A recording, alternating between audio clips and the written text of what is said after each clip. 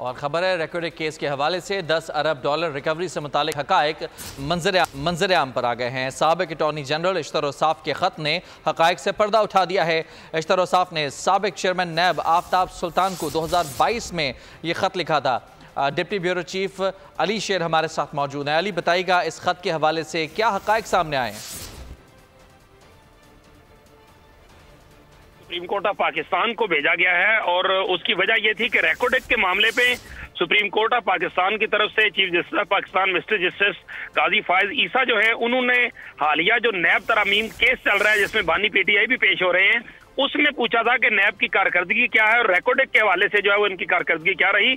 तो उसके हवाले से ये बताया गया है कि जो उस वक्त के साबिक अटॉर्नी जनरल थे इश्तर औसाफ, उन्होंने नैब को ये बात लिखी थी कि अगर वो टीथियान कॉपर कंपनी के साथ जो नैब ने कार्रवाई शुरू कर रखी है, अगर उसमें कुछ लचक ना दिखाई गई या कोई सेटलमेंट ना की गई तो हुकूमत पाकिस्तान और टीसीसी का मुआहदा नहीं हो सकेगा।